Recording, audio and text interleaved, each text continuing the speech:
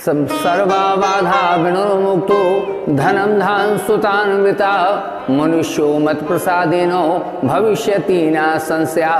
सावन का पवित्र महीना है और इस सावन के पवित्र महीने में हम और आप सब मिलकर के भगवान भोलेनाथ से, जगदम्बा से ये प्रार्थना करते हैं कि हमारी सभी बाधाओं से हमारा जीवन मुक्त हो और घर में धन धान भरा रहे और सर्वा बाधा विनुर्मुक्तो धनम धान सुतान्विता मनुष्यो मत प्रसादेनो भविष्यति न संशया। हमारे जीवन में भविष्य में भी कोई संकट उत्पन्न ना हो, ऐसी कामना हम भोलेनाथ से, भगवान से और जगदम्बा महारानी से कर रहे हैं। अब हम आपको इस सप्ताह का राशिफल बताने जा रहे हैं और निश्चित ही आपकी जो समस्याएं हैं उनका इसके तत्पश्चात निदान होगा।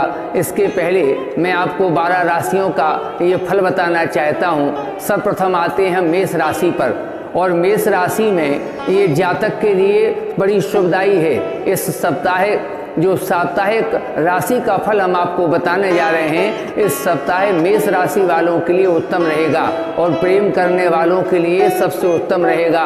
जिसका विवाह का नाना प्रकार से वो कभी गठजोड़ टूटा है वो गठजोड़ टूटा हुआ भी बन सकता है। और इसके अलावा जो व्यापार में आपका रुका हुआ है वो व्यापार में भी प्रगति के योग बढ़ रहे हैं। एवं मेष राशि वालों के जातक दशा में इस कोरोना काल में जो घातक दशा थी वो कुछ हफ्तों के लिए समाप्त होने वाली है। इसलिए आप सबसे हमारा निवेदन है कि प्रति सोमवार सुबह उठकर सूर्य भगवान को 1 लोटा जल अर्पण करें और यदि हो सके तो उसमें दूबा डाल लें और दूबा से प्रत्येक सोमवार को वहां पर जल सूर्य का तर्पण करें। निश्चित ही आपकी सारी मनोकामनाएं पूर्ण होंगी।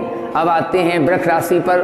तो वृष राशि वालों के लिए ये बड़ा ही उत्तम सप्ताह है। आप सभी से हमारा आग्रह है कि वृष राशि वाले थोड़े व्यापार में सावधानी बरतें और कम बोलने का प्रयास करें, क्योंकि ज़्यादा बोलने वालों के लिए ये वृष राशि पर इस सप्ताह खराब आ रही है। इसलिए आपसे हमारा निवेदन है कम बोलें और कोई भी व्यापार इस सप्ताह प्रारंभ ना करें और किसी भी प्रकार से वाहन और यात्रा से बचें। वाहन दुर्घटना हो सकती है, यात्रा में त्रुटि हो सकती है। इसलिए हमारा आपसे विशेष निवेदन है कि वृष राशि वाले विशेष ध्यान दें कि वो आकर के और व्यापार और विशेष यात्रा से बचें, प्रारंभ करने से बचें और अपने से बड़ों का सम्मान करें। कम बोलें। ज़्यादा बोलने वालों को वृष राशि में इस सप्ताह में निश्चित ही नुकसान होगा।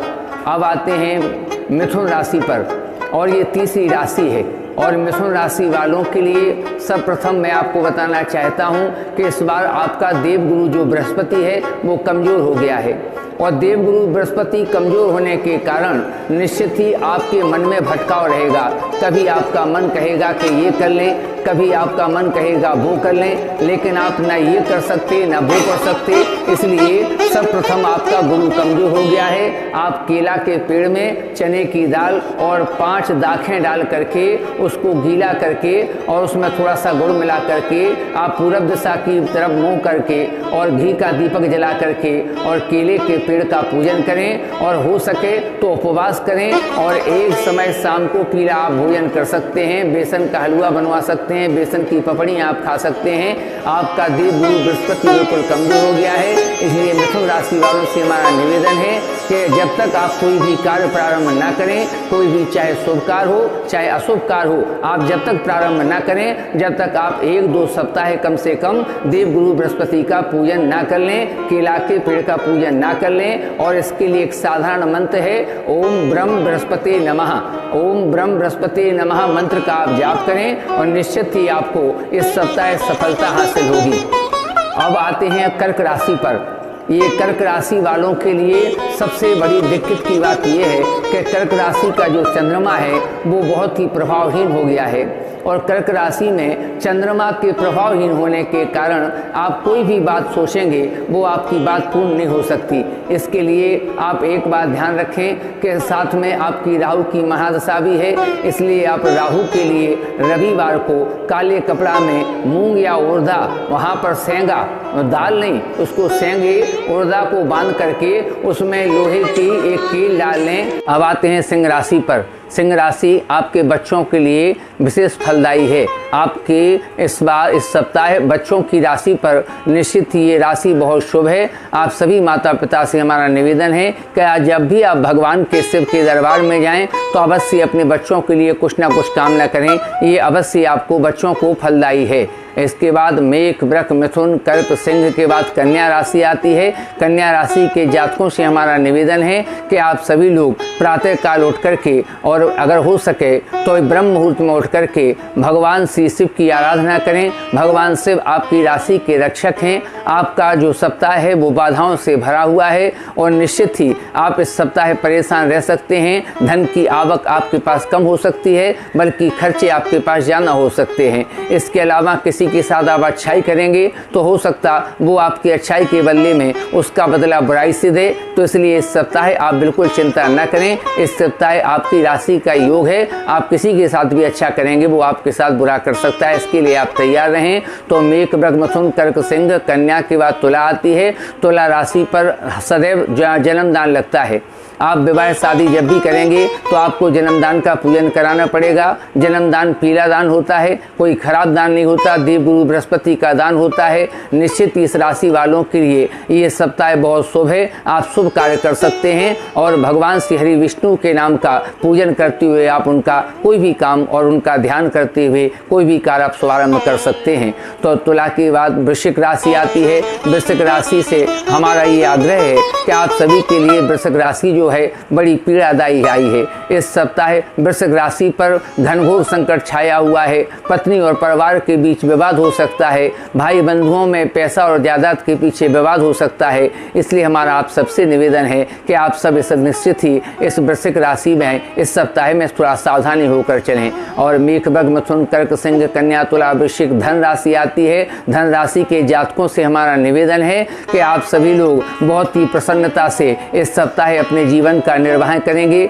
और भगवान शिव से प्रार्थना करते हैं आपका जीवन पूर्णतः बिल्कुल निर्वाह है, शांतिपूर्वक संपन्न हो। तो इसके बाद वृश्चिक धन के बाद मकर राशि आती है। मकर राशि वालों से हमारा आग्रह है कि मकर राशि वाले सभी जातक जो हैं वो जगदम्बा का पूजन करें और एक रोटी प्रातः काल जैसी बने उसमें घी लगा करके उसमें गुड़ रख करके और वो गाय को खिलाएं। निश्चित ही उनके रुके हुए काम बनेंगे और उनके घर में धन संपत्ति एवं वैभव की प्राप्ति होगी। उनके बच्चों की अच्छी खबर उनको प्राप्त होगी। और इसके बाद मकर के बाद आती है यहाँ पर कुंभ राशि आती है। तो कुंभ राशि के जातकों के लिए ये शनि की महादशा है, लेकिन फिर भी बहुत फलदायी है। शनि इस राशि को बड़ा फल प्रदान करने वाला है। इसलिए हमेशा आप कोई भी कार्य यदि आप शनिवार को भी दान कहाँ पर प्रारंभ करते हैं तो आपको नुकसान नहीं देगा। शनि आपकी रक्षक है, आपका देवगुरु बृहस्पति बड़ा उज्जवल है। इसलिए कुंभ राशि वाले के जातकों को किसी प्रकार की कोई नुकसान की संभावना इस सप्ताह नहीं है। अब मीन राशि आती है। मीन राशि वालों से हमारा विशेष आग्रह है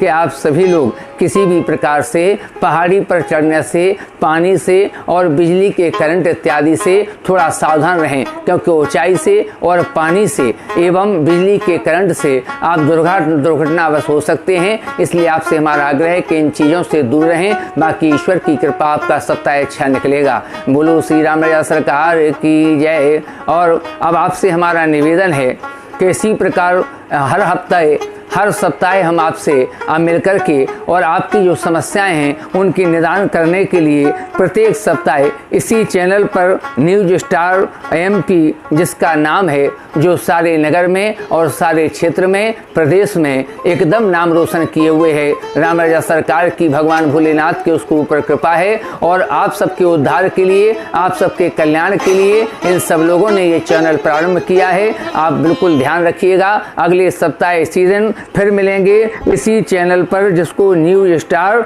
MP कहा जाता है, और साप्ताहिक राशिफल की आपको जानकारी देंगे। जय श्री राम, जय शिव शंकर, जय मां जगदम्बा।